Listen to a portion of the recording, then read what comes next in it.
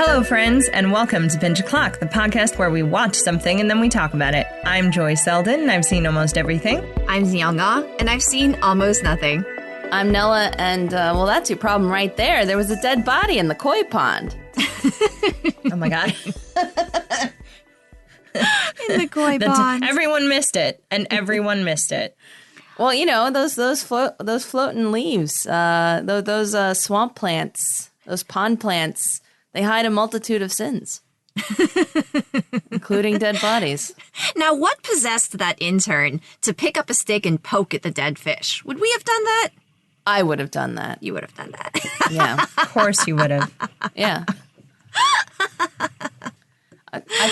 Sometimes you got to poke at a dead thing. I don't know what to tell you. I mean, you are an archaeologist. I have poked at many a dead thing, actually. One was an exploded pig. Oh. Nella, that's a different podcast. I know. But today, friends, we are talking about Fringe Season 3, episodes 10 through 12.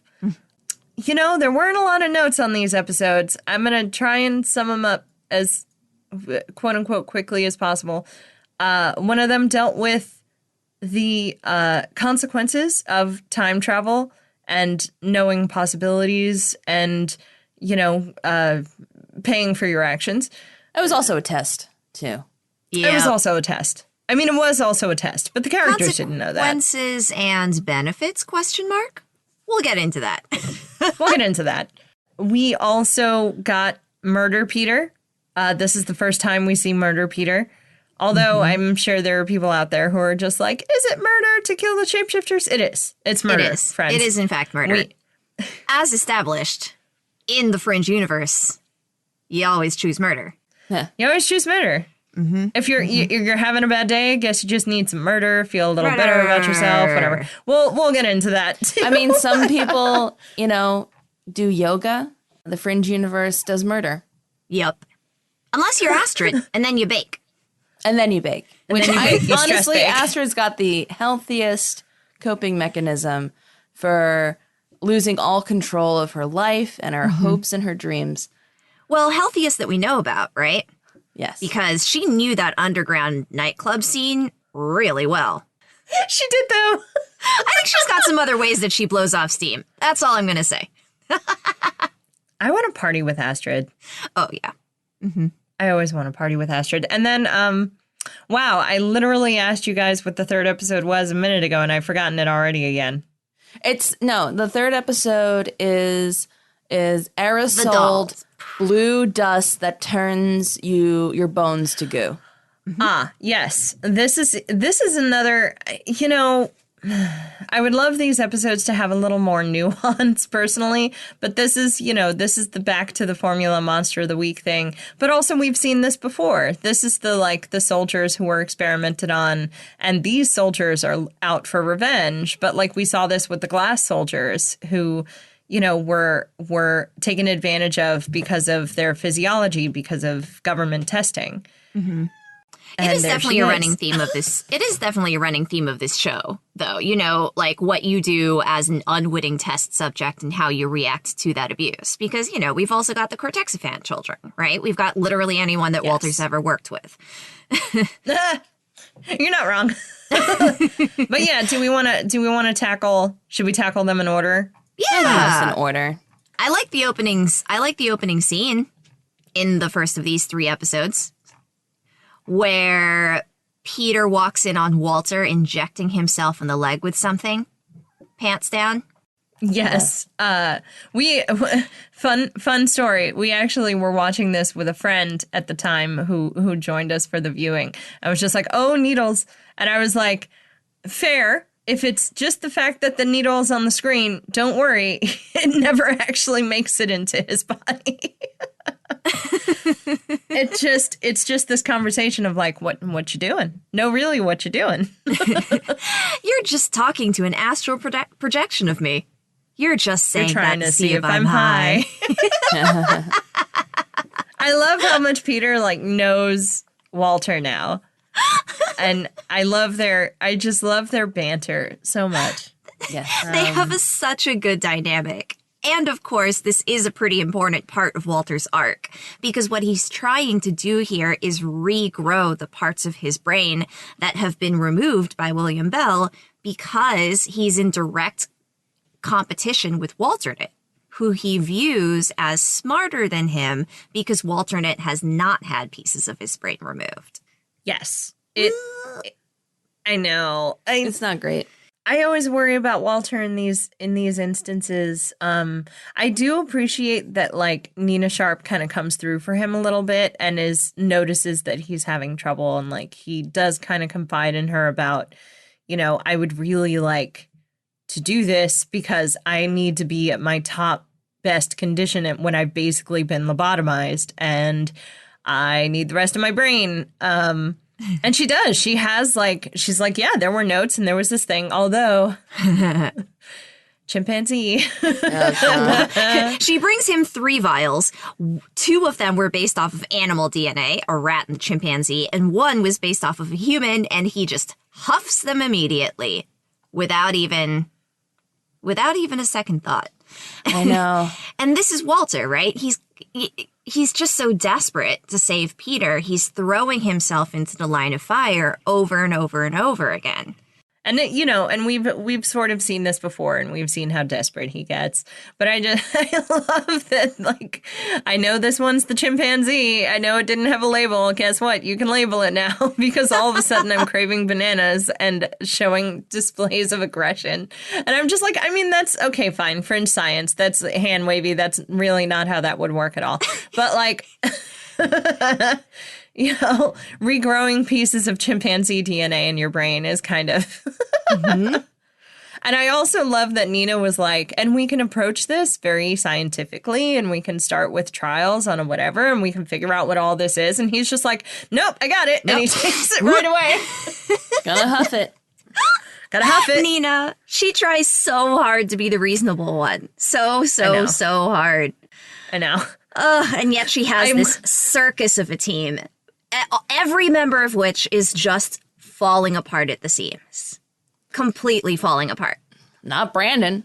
You ever wonder if her and Brandon have like a pool going to see what will happen to the team member? I definitely thought that question was going in a different direction, Joy. Oh. Well, because she's my little black dress, obviously her and Brandon, but I'm pretty sure they decided not to mix business with pleasure, and Brandon was just like... I think that's where I would draw the line. I think Brandon's where I draw the line for the little black dress. I don't want it. Brandon's like, you're cool, but no thank you. Well, there's also kind of a, employer-employee thing going on there that I don't love for them. Of course, maybe Brandon's also just like, no thank you, I'm gay. And Nina, of course, would just be like, oh, of course. Don't worry about it. Oh, gosh. Well, okay, so speaking of Walter constantly throwing himself in the line of fire for the sake of Peter, that's the entire culminating thing of this episode, right? Yes. Should we just skip to the end of it? We said that. It's test. I think we can skip to the end. I mean, there's a lot of September in this episode, which I really like. Mm-hmm. We get pieces of, sort of the plot as the episode progresses because September and August are talking about it. And September wants to run this experiment to see if Walter is a different person from the man who stole Peter from the alternate reality so many years ago. And this does give us, I think, some good information about the observers, right? Because, from Walter's perspective, he's like, well, you live outside of time. You can see all of time. So tell me what happens in the future. Tell me how to save my son. And what we find out is that that in sort of a Doctor Strange way, the observers can see all possibilities, but they don't know which one is actually going to stick, which is why they have to run this experiment in the first place. Exactly. They're doing like a full mousetrap style, like knock the ball over that falls into the cup, which falls over into the thing. I mean, it's so complicated. And that tells you a lot just because of how many elements how many dominoes would need to fall is really what I'm trying to say. How many dominoes need to fall into place to have the question be put before Walter so that Walter can answer the question. And then the little piece at the end where Walter is like, I think they saved my life because, you know, also if you hadn't hit your head, if you hadn't gotten shot by the gun, then you wouldn't have needed an ibuprofen and you wouldn't have drank the milk that I should have drank, which would definitely have killed me. But because you're young and vital, it saved your life. You know. What a beautifully optimistic moment for Walter. Yeah, right. I was like, oh, okay, so we are going to view this in best possible rose-colored glasses. I mean, I think so here's the thing on that. I think Walter projects on September a lot of what he himself feels for Peter because September saved both of them. I think he projects onto September this like, well, he wouldn't have saved you all those years ago if he didn't like care about us, you know? And that's true. That's not necessarily untrue. We don't know September's we don't even know if September has feelings on the topic. He's very, you know, it's very hard. He's hard to pin down clinical. That one. Yes, very clinical, very dry. And it's, you know, I just think Walter projects his own, like, I care about Peter and therefore September cares about both of us, you know? That's a good point. So he's like reading emotion into what September is doing when really, I think it appears that September and the rest of the observers are treating the humans like chess pieces, especially that poor store clerk. I know. With the inhaler and the asthma attacks, like how much did this woman have to endure? Also, because I recognize her from Warrior, I just felt extra sympathy for her character.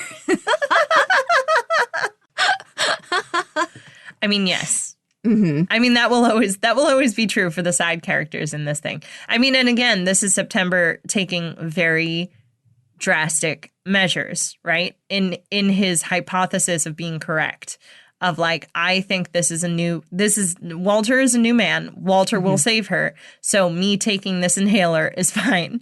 And I'm just like, whoa, okay. Yeah, just playing fast and loose with the details of the universe, huh? Yep. Especially since he gave Walter that whole lecture about the butterfly effect and how the smallest action can have dire consequences, some of which, by the way, result in the breaking up of your favorite band because the lead keyboardist's son was killed tragically. Like, and then he just casually takes a woman's inhaler. Like, dude, come on. Yeah. He doesn't quite get it. There will always be a weird place in my heart for these like cyclical stories where it's like, and then it's like, yes, everything is, you know, like I'm not necessarily the person that's like everything happens for a reason, but I like the evolution of decisions. As much as I'm kind of hating on the heavy-handed butterfly effectness of this episode had some really good character moments that I liked. Yeah. Like, you know, we already talked about Peter and Walter's banter, but I mean, I'm going to sing John Noble's praises forever.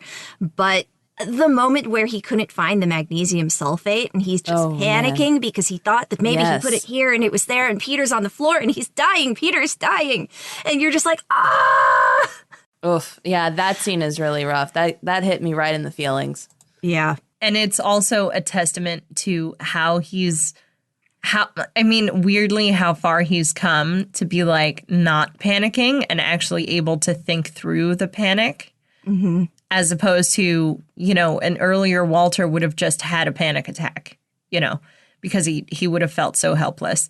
And it's I don't know, man, as somebody who deals with like minor anxiety issues on a daily basis, I felt that one. I was like, that's a hard feel. You just got to push through. Got to push through that panic attack, man. You just got to go. Right? Exactly. The only way out is through, as they say. Exactly.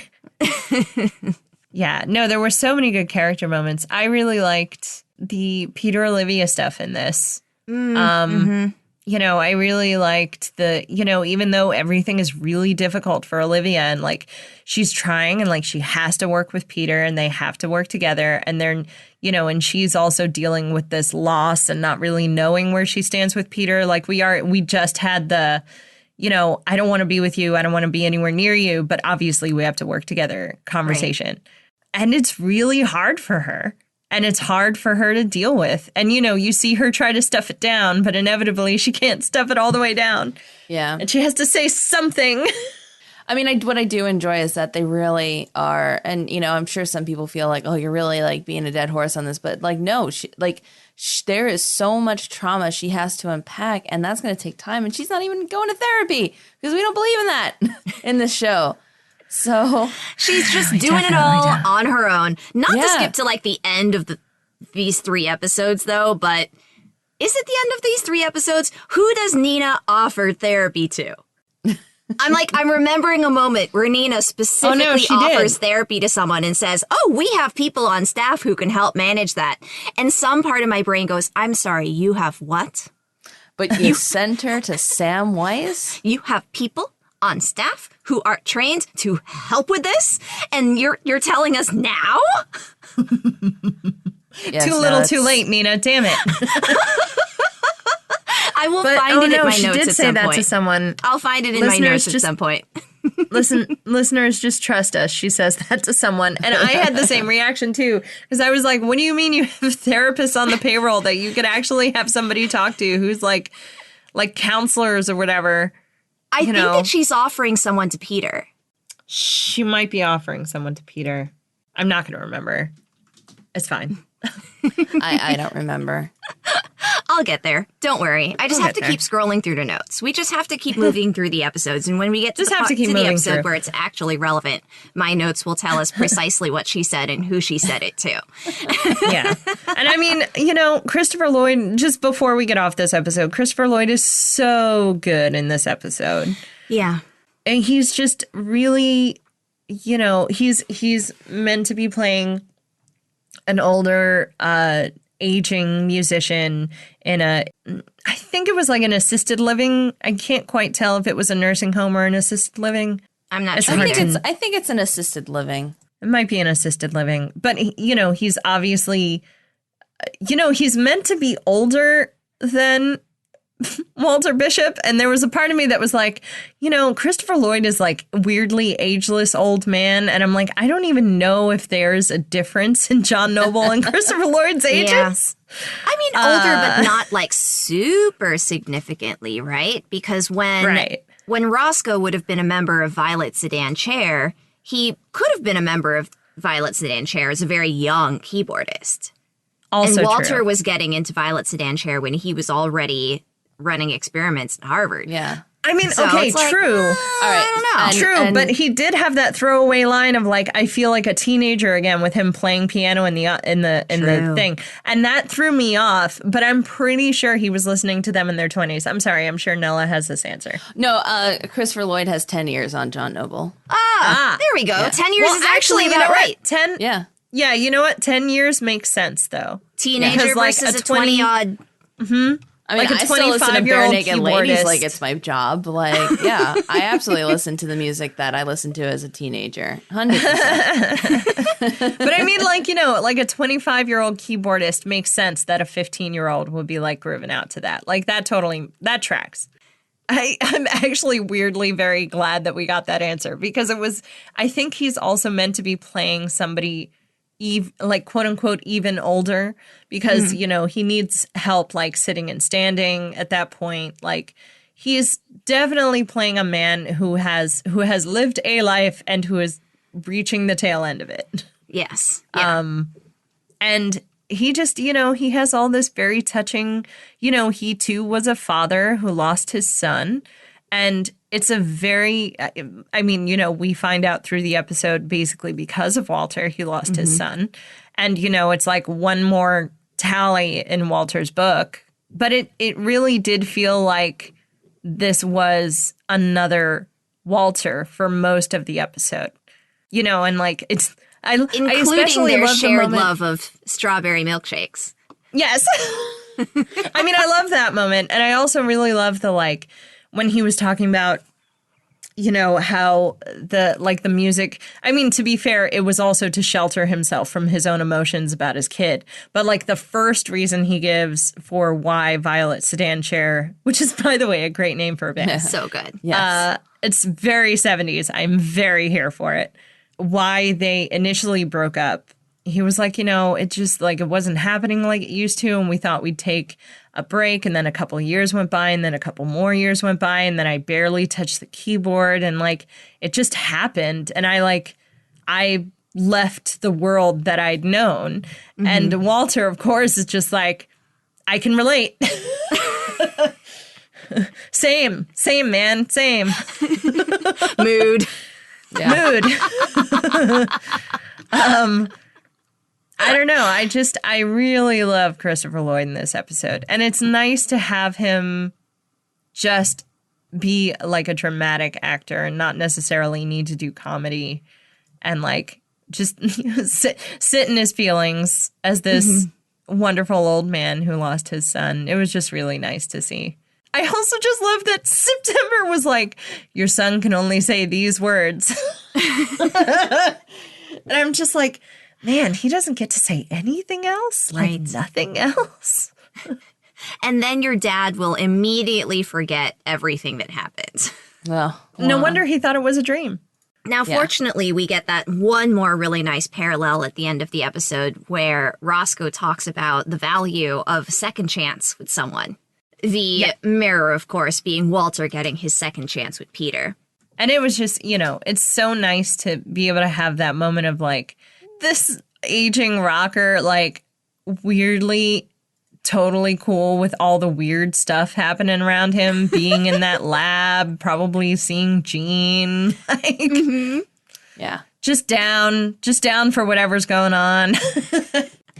Okay, so all of those feelings take us into episode 11, Reciprocity. Which I feel just completely squanders all the deep, like, sad and yet also happy and unsettling feelings we had from the first episode, and they just dash it on rocks for a John Wick revenge murder spree. For that one moment where Peter steps out of the shadows, hoodie on, gun in hand. Did it bother anyone else that his MO during that one scene was different from the MO of the other dead bodies? Because it bothered me. I mean, yeah. Because the other shapeshifters, they were literally like, oh, same MO every time, 2 shots to the head, back sliced open, disc gone. And then this one last time, Peter shoots the person like 3 times in the chest and maybe once in the head. Like, come on, writers. I think. Oh, for the I don't know. Yeah, you literally see it happen. I know, but it's also like he nearly didn't get the drop on the shapeshifter. So, you know, it screws with the rhythm. I guess so, but like I imagine that the one who ended up in the koi pond also, I assume that Peter had to chase that one down. I mean, that's a very good point. I think but by the time we have him in that dark alley, the shapeshifters might even be getting, like, you know, getting wise to whatever's happening. Yes. Getting suspicious. Yes, I know. Listeners, I wish you could see Danielle's face. She's both proud and embarrassed by it. It's very funny. Yes, they were getting shifty. You're welcome. You get the Fozzie Award for this episode. I get the prize. You do. You get the prize. I wonder if by that point the shapeshifters were just getting, it's just, you know, they were getting suspicious and like they were looking more over their shoulder. Maybe they were trying to check in with the other ones and they already knew they were gone. Yeah. You know, although it is fairly old school tech of like how the shapeshifters communicate.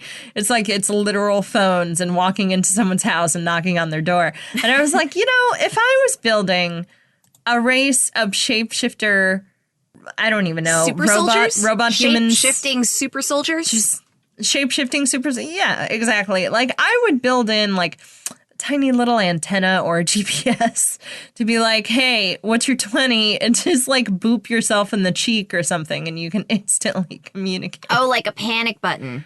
Or a, like, something. Save me. or like sending one last SOS message or something, or like a ping on your whatever, because it's just like, hey, I'm in pursuit of a thing. Just check in on me in 20 minutes and make sure I did my job, something. Well, I mean, it depends on the nature of their infiltration. You don't really get the sense, like, it's not like they're doing cold drops with each other and checking in and getting coffee to see how it's going. It seems like they really are living incredibly disparate lives, waiting for their orders from the home office. So, I mean, you're not wrong. You're not wrong. And I even just question, like, are they even aware who else is over here with them? Did they get the memo of like, oh yeah, and you're a team of 50? Or is it just like they think if they didn't come over with them, they think it's just us and not anyone else? I'm sure that they have them in little cells, and every cell only knows the information that relates directly to them. Like, that would be the smart thing to do anyway. Well, precisely, yeah. I'm also, is anyone else unclear? I mean, to be fair, also, before we get off that topic, I'm sure they all had Newton, so it didn't matter, right? Like, they all splintered from the person who knew the most about whatever.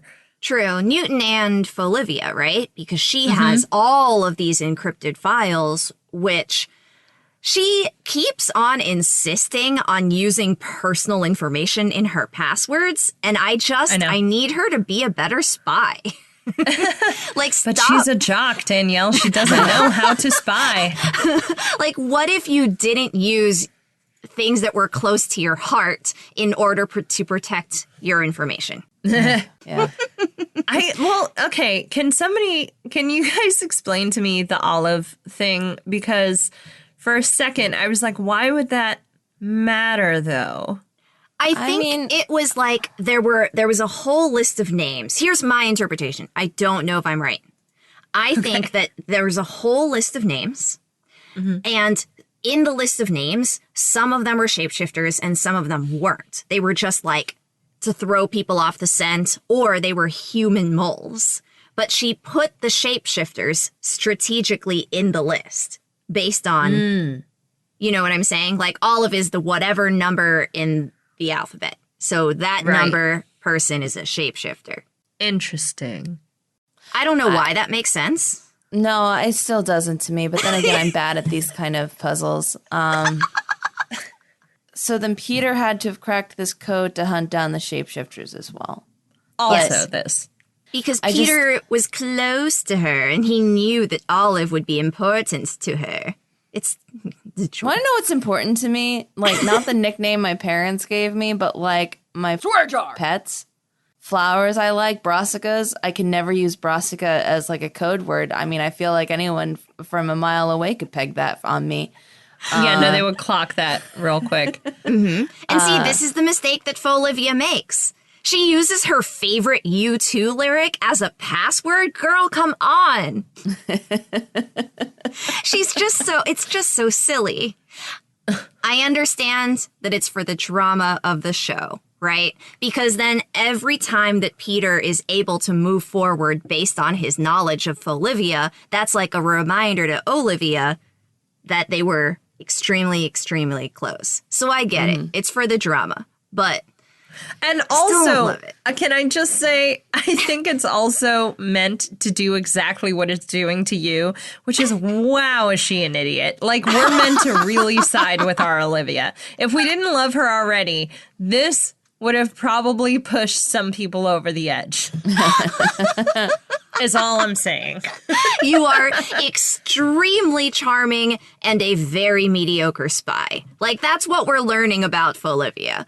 We truly are. I mean, I always have a twinge of like, you know, Walter just being like, did she talk about me?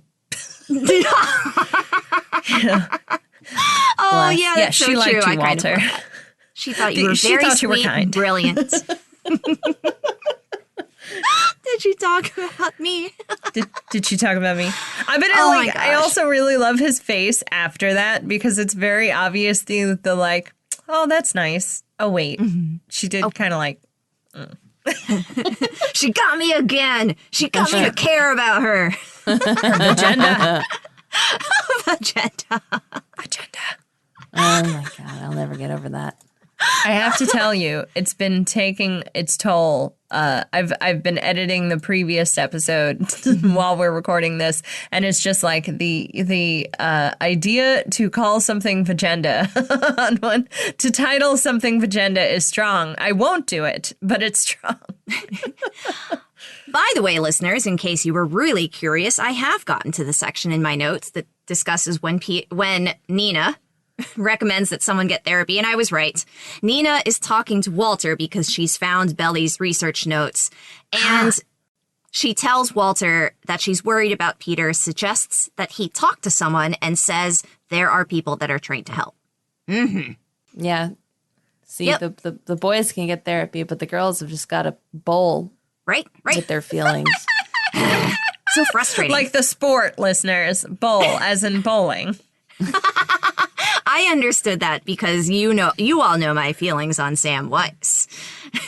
Yeah. Should we just talk about the last episode? Look, the plot of the last episode, It exists. that's all I really have to say about that, to be honest. It's not that I dislike the episode. I actually enjoy this episode, but not really for the A plot.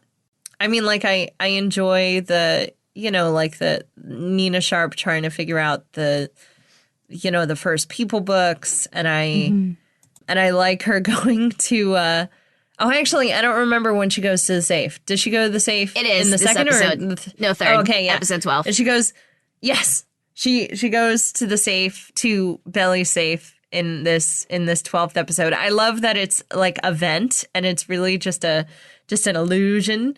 And it has a little piece of tape on it that's like, stay out, this means you. And I'm like, who is he talking to? I know, I also right? kind of like that did you see what they put on his bookshelf, that book, Dr. Spock's Baby and Childcare? Yes. I know. And I was like, oh, ha ha, show, ha ha. very funny. I mean, J.J. Abrams couldn't prevent that from happening. Like, he was just like, we have to put something there. He was like, I'll draw the line. He drew the line at like a little model ship or something on a shelf.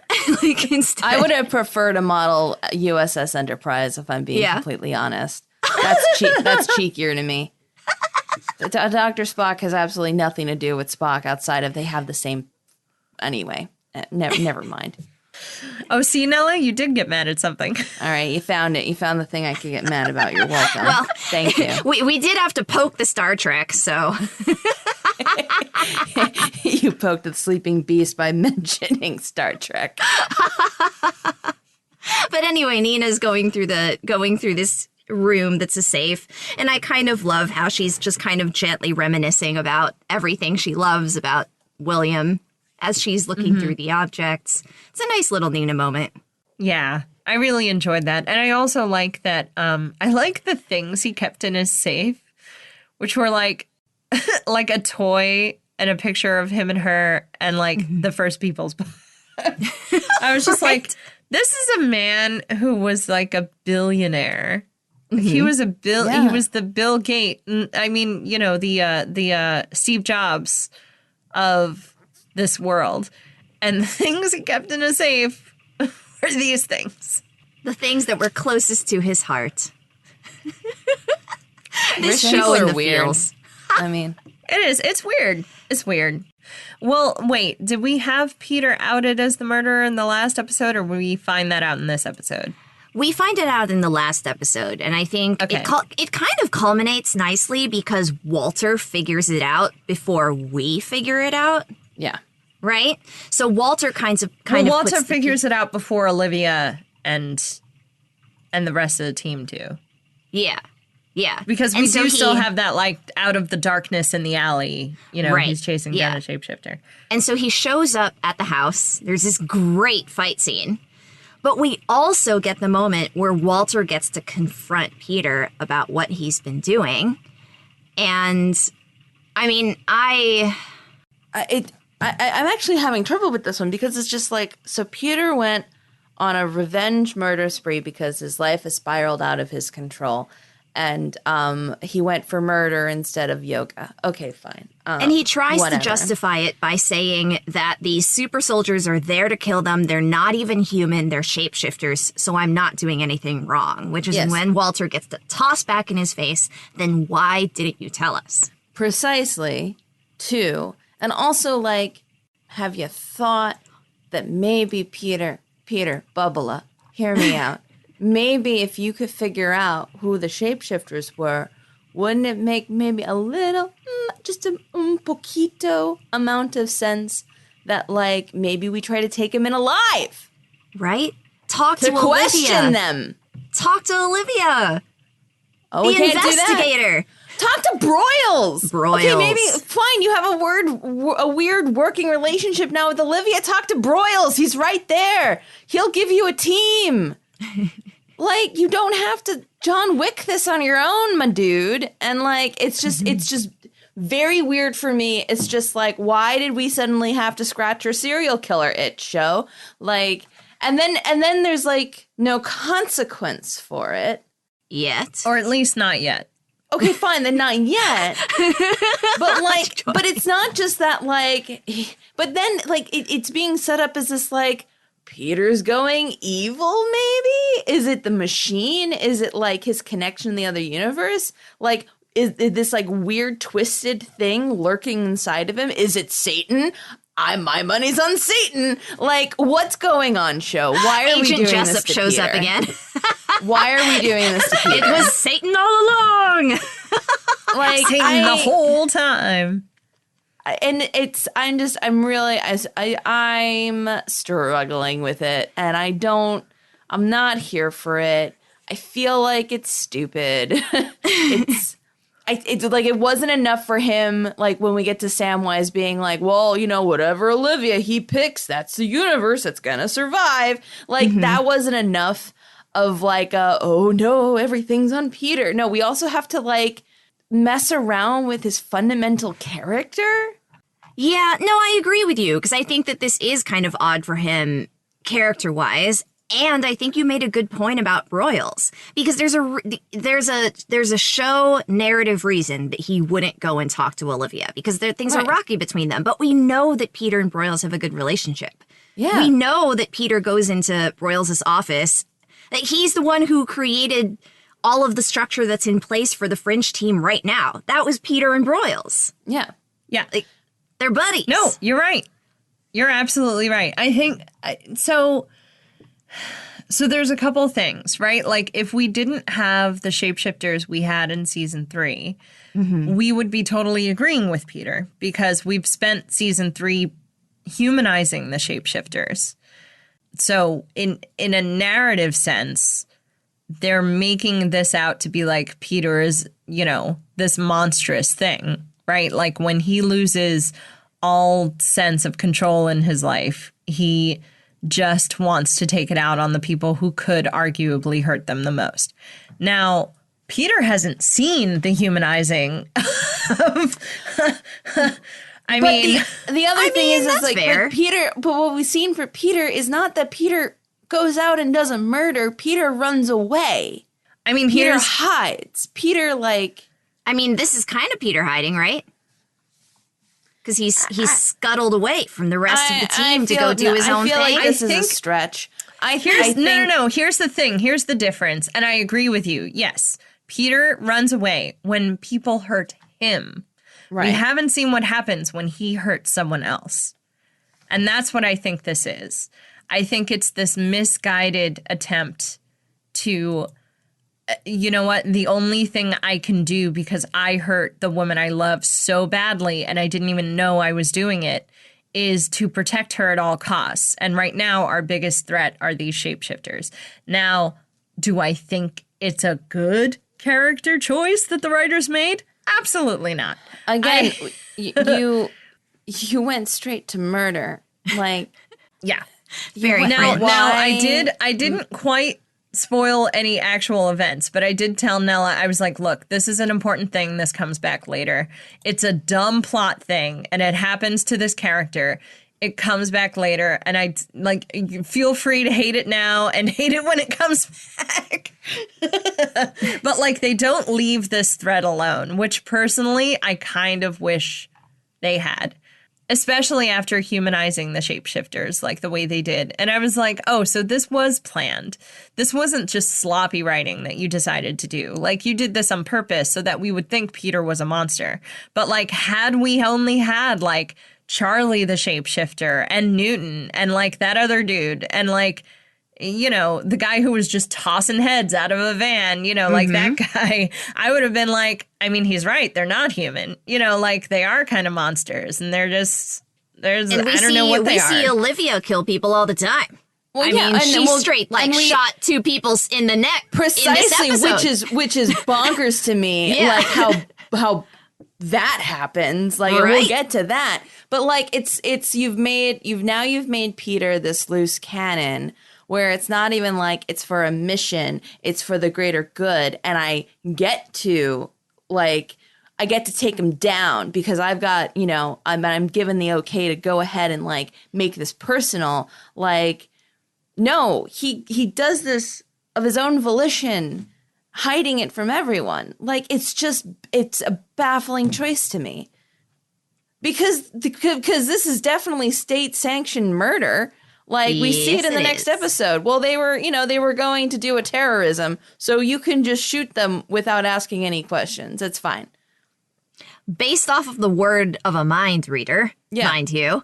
That's totally going to hold up in court. Can't wait until those records are released under, like, the Freedom of Information Act. Like, have a great time explaining that one. Yeah. Oh my gosh. Should we talk about Simon? Propaganda? Like, Simon, you know, I think Olivia really blew it in this episode with Simon because she got some real, like, I mean, I myself am a Cortexiphan child. I know other Cortexiphan children. You could have a life if you really wanted and tried. And I'm like, could he? It felt a little bit like you really have a life, Olivia? It felt a little bit like walking up to someone who's paralyzed below the waist and being like, you could walk if you really tried. But like, have you tried? If you tried, just try. Or it's just like, hey, you know, like, as someone with anxiety, you can live with your depression. And it's just like, but they're two different things. You understand? Like, yes, we both have a fundamental, like, neurodivergent thing going on, but you do understand why it's different, right? Like, you do. Okay, you don't, but like, come on. But like, and Olivia's, I think, is even worse than that analogy. Although I do love that analogy because she's experiencing no side effects. Yes. Yes, obviously absolutely she is. None. Yeah, she has trauma from being experimented on a child. They all do. I get that. Her power has no negative side effects. Yeah. I'm like, it's not like the guy who was killing people with cancer. It's not like the guy who, like, you know, affected people with his emotions and like, no, she got off scot-free practically, aside from the childhood trauma and like the inability to make human connections. Like, based on that trauma. She did start a fire once. As a child, because Walter was like prodding her, you know? Yeah. But it's not happening every time she gets angry. No, because she doesn't really remember the trials. I mean, this is the other thing. She's the kid that like compartmentalized it so hard that she just doesn't really know what happened to her. I do think that some of the way that she talks to Simon, though, is because it comes out of her own need to be normal. Like, no, you can just, no, you know, just talk to her. And, you know, if it doesn't work out, it doesn't work out. And I think it's her trying to rationalize, I think, her very real fear that it's never going to work out with Peter now. It's never going to work out. It doesn't matter. Like, but I think when she's hurt, she tries so foolishly to help other people because she can't turn that help back onto herself, the person who needs it. I mean, she literally says to Simon the same advice that multiple people have given her, which is just ask her. Ask the barista how she feels, because if you ask, then at least you'll know, right? That's what Nina told her to do. Does Olivia not sit in her own brain? She must not, because like when I think about the absolute idiotic thoughts that wafted through my brain self Like that if you were listening to right now, you'd be like, where the swear jar did that come from? Like, who are you? I'd be like, I don't know. I'm sorry. I was thinking about murder. I know that's weird, but what, you don't? Like things like that, like frogs wearing pants. I don't know, like truly or like, oh, I never liked that person, but you have no context for my thoughts, like, and that's dangerous. And I'm just weirded out that she like doesn't get it, because because Olivia is she's just so black and white in so many ways. Like, but if I just knew what they were thinking, no, like, I need to talk about one of my favorite authors, Terry Pratchett, and the whole concept of first and second thoughts. Excellent.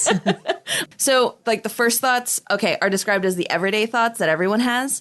And then second thoughts are, like, you looking at yourself thinking and, like, kind of smelling your own farts, really. But, like, the more, like, oh, you've had a moment to actually look at what your first thought was and you can act appropriately. But then, like, third thoughts are when you, like, actually pay attention to like the world around you and to your own thoughts. And then they're described as like they think all by themselves, and how that's kind of can be a problem, but how listening to them is how you become a witch. But yeah, it's that thing of like she has no concept of first thoughts, of just like who's actually sitting in their own head, like being like, yes, this is the correct and proper thing that anyone who is listening to my brain right now I would want them to see. No one does that. But, it's just... I think that she just has blinders on, and she's just living in the very deep denial that we know that Olivia loves to live in. And she's not a very introspective person. And, like, it doesn't mean that, like, you're lying about who you are or the person you are or the feelings you're feeling. Like... Mm-hmm. Actually, and this came up in our conversation with our friend, like, it's kind of like that scene in The Great Gatsby where they're up in the hotel and Gatsby's like, no, but Daisy loves me and she's always loved me. And it's just like, I'm an Gatsby. You are caught up in the idea that Daisy has never, and we can debate exactly how much she is capable of love, but like... that she has never felt anything but like despair and disgust for Tom. And the fact that your relationship with Daisy, like you need her to be like, no, you're right, I never loved Tom and you were the only love for me and we're run away together, is not human. That's not how humans work, especially a human who's had a child with another human. Like, there's going to be complicated stuff. Even though he cheats on her, even though she's in an unhappy marriage, there's complicated stuff happening, and you can't just erase that with your money. Like, that's not how it works, Gatsby. And I think that's a little bit of like what Olivia is falling into the trap of. Like, she wants there to be undeniable proof that Peter like loves her and like and that there's no complication because of Olivia, and that's just not how it works. Or she wants irrefutable proof that he does not love her and he does love Olivia. You know, like I think that she would be very happy if we could just finally decide on one of those two things. Yeah. But the problem is that he is insisting that he loves her. Yeah. And she knows that he has feelings for Olivia. So it's like she can't sit in the both and. She really needs it to be one or the other. Yeah. And I get where that's driving her, because she is. I bless her. She's so black and white, our girl. In this regard. I mean, she really but, is. Like, it's not how people work. No. As someone who is very good at listening to people and getting them to open up to her, she's really bad at this in other ways. She's a very good investigator. Yes. Unless it comes to investigating her own feelings. Oh, God, I hate that that's true. Much like how Broyles has a blind spot. You know, everyone's got one. Everyone's got a blind spot. Yeah, and it's true. Everyone's got their blind spot. But, like, I just wish you would have listened to Simon's explanation of, like, no one should be able to listen to anyone else's thoughts, actually. Yeah. This is hell. This is actually hell. I should have looked up the name of the actor who played Simon. I thought he did such a great job in this episode. And I recognized him from American Gods. I think it's the last thing I saw him in. Yes. Definitely American Gods. I've seen him a couple other times, but he's an amazing actor. Mm-hmm. I know. I can watch him all the time. My heart. My heart. The moment at the party where Olivia abandons him at the bottom of the stairs and he's just clutching onto the banister like this, and you're like, Simon, I'm good. I'm alive. And then when he looks at you with those big eyes full of feelings. Oh, he has such big eyes full of feelings. I know.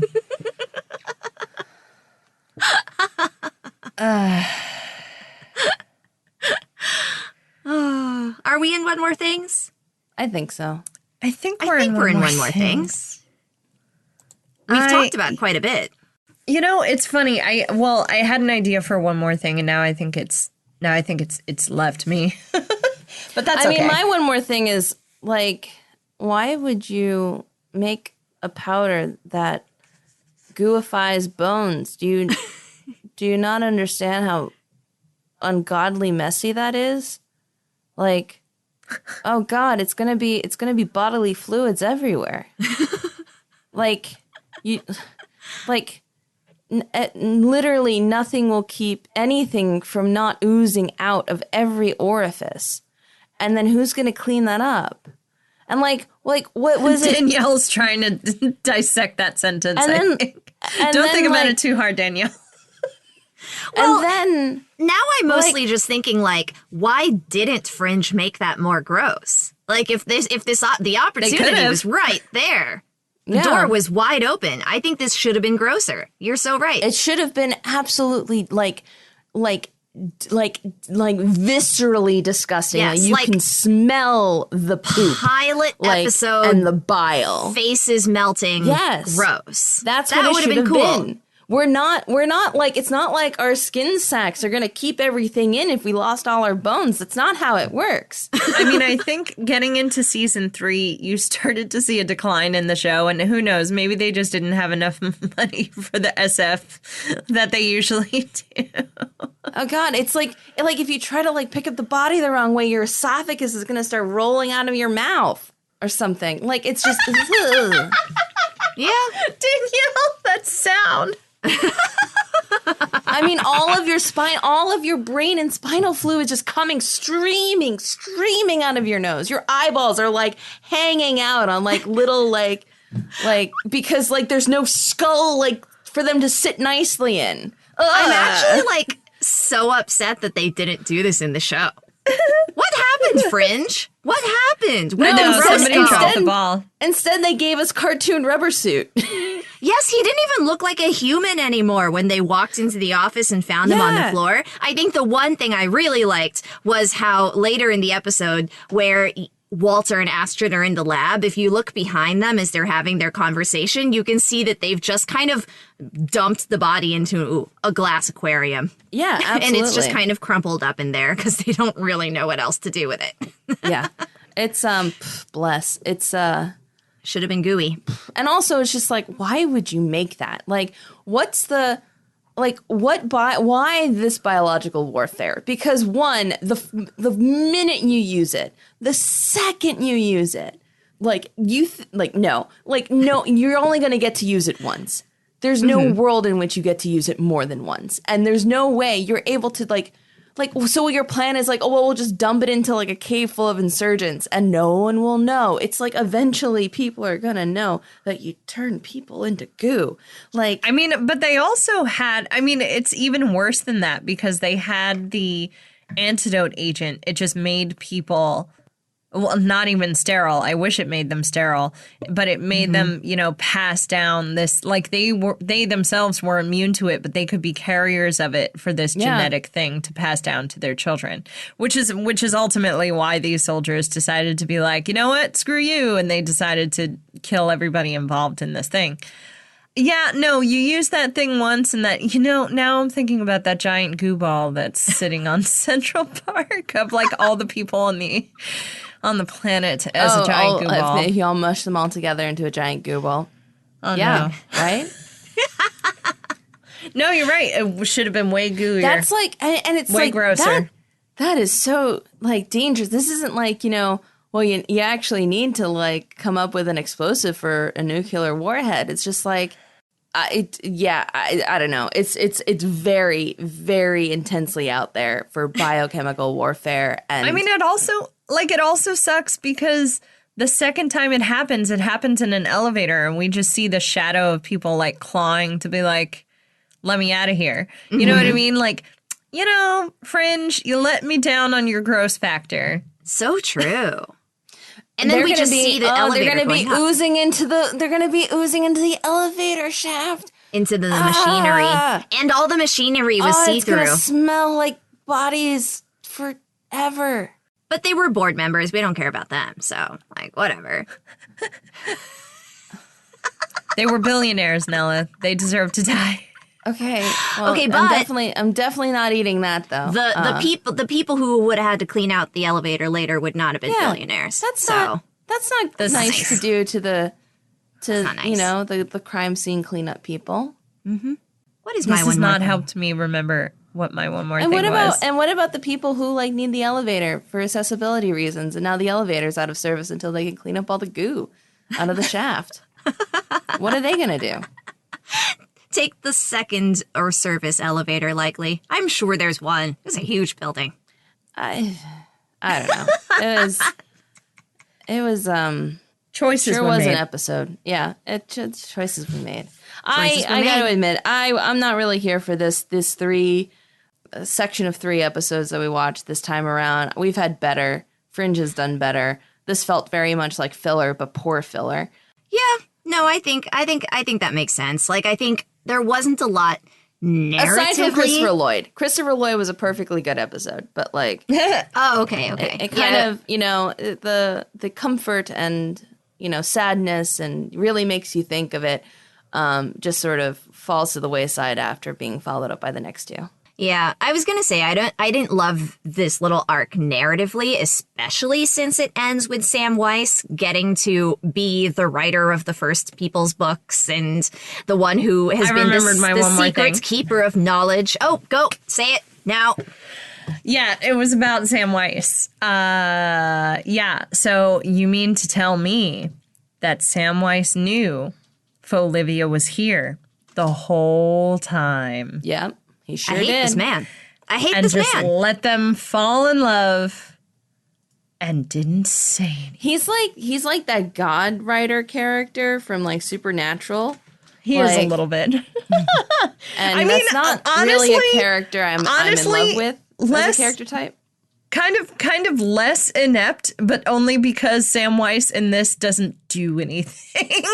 The God character in Supernatural wanted to take over, wanted to be a good writer, but he sucked at it. Mm-hmm. But yeah, so that's my one more thing, that Sam Weiss knew Folivia was killing people and breaking hearts and didn't do anything about it. What a guy. Exactly. And I don't really accept the idea that you have to just let what's going to happen play out as a viable excuse. Like, I just don't. I'm just going to watch and let people make their choices. No, you have to step in and help them make informed choices. Because otherwise, it's not really a choice. It's, abuse is what was going on here. It's abuse. Yeah. Right? I mean, it's another game. Yeah. It's another game for Sam Weiss to play. Because he plays games. And that's it. Did you think of one more thing, Danielle? Can't wait for Sam Weiss to find out. I know. To find out what? Well, because he's swear jar around. I mean, he is. I was trying not to curse that time, but well, you're allowed a few per episode. What is my one more thing? I mean, I guess I forgot to mention a Peter Walter moment from earlier where Nina calls Walter when Walter has realized that Peter is the killer. And Walter just fully covers for Peter so that Nina doesn't find out that he's the one who has been killing the shapeshifters, which, I don't know, like, definitely tracked for Walter's... No, he didn't know at that point. No, he did. You're talking about the, like, I thought Peter was there, I thought he was with you. Yeah. So he knew that Peter had lied. Point. He knew that Peter had lied. Yes. No, yeah, he knew Peter had lied. Sorry, yes, he knew that Peter had lied to Olivia's face. Yeah. And then realized Peter's up to something fishy and then goes and, does his little investigating. Walter. And I understand that he loves his son, but I need him to stop enabling his murderous child. Yeah. You can enable a lot of things, but murder is definitely not one you should be. I'm going to just... Controversial opinion, I know. Hot take. Or, like lying, because I guess at that point, that's all Walter thought that he was covering for. Peter lied to Olivia. I don't know. I know. You're lied to Olivia. I don't like it. Not happy about it. We're trying to build trust. We're trying to build trust, team. Quick side note, and who knows, maybe this will go in at the end of the episode. Nella kept talking while we were watching September and August. She kept being like, are they aliens? Am I going to owe so much money? If they're aliens, I'm going to owe so much money. And I said, what happens if you find out if they actually are like aliens, what would happen on the podcast? Would you stop cursing? And she would be like, yes. I was like, oh, Karn sarn it. Dag nabbit. Cheese and crackers. Gee willikers, you just go full I know. Oh, Robin. Gosh dang nabbit. Can't wait for that day. Can't wait for the day I find out whether or not there are aliens in this show. With that, listeners, I do think we are at the end of this podcast episode. So, we would love to hear from you. Please check us out at Binge O'Clock Pod on Twitter and Facebook, where you can answer the question, if you could share a strawberry milkshake with an aged singer, who would it be and why? You can also email us at bingeoclockpod@gmail.com. And don't forget, we have a Patreon. Find us at patreon.com/BachPod. That's right. And tell your friends, tell your family, tell your loved ones, tell the live lobsters in your life about Binge O'Clock, and we will see you next time.